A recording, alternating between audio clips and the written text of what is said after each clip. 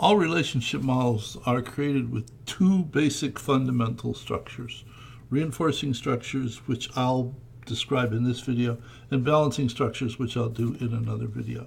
So while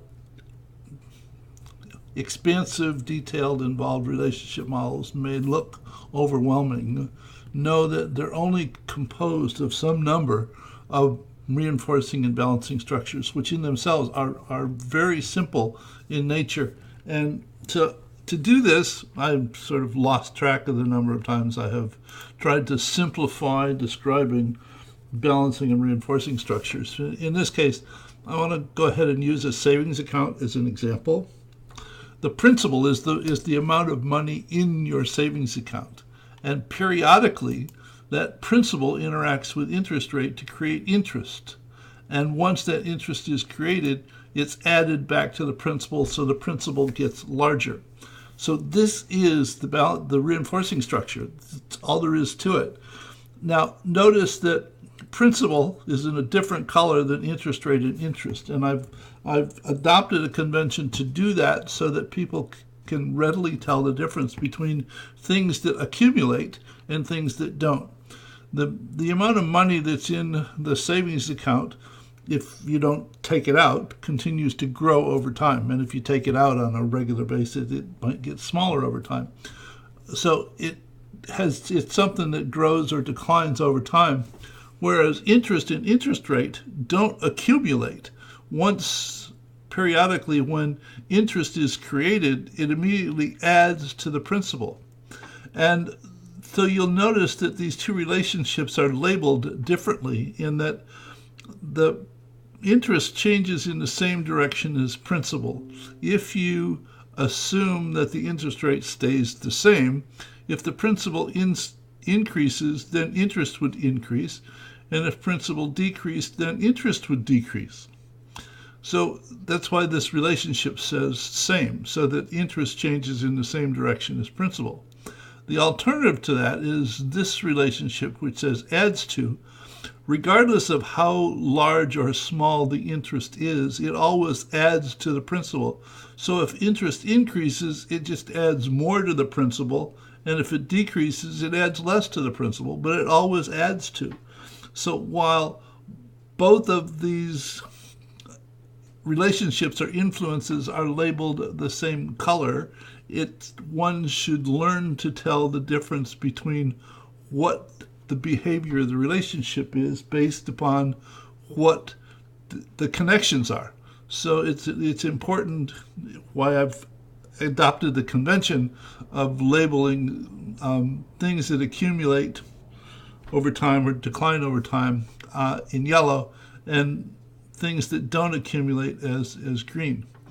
Now, what this forms is a loop, and as a result of this loop, principal grows over time. It actually produces something called exponential growth. And when I get to doing the systems archetypes, I'll introduce some simulation models and give you an opportunity to actually play with them so that you can see the shape of the curves that are developed based upon this structure.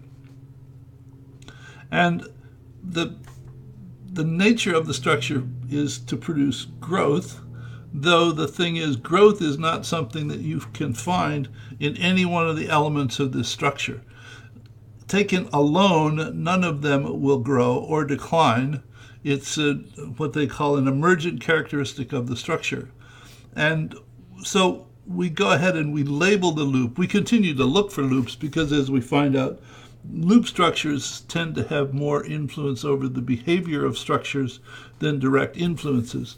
The amount of money in the principal, as it continues to accumulate over time, will have more influence over the behavior of the structure than simply changing the interest rate.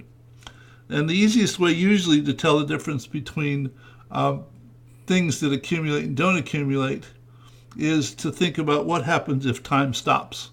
If time stops, the money is still in the savings account, but there is no interest because there's no relationship. Time doesn't pass.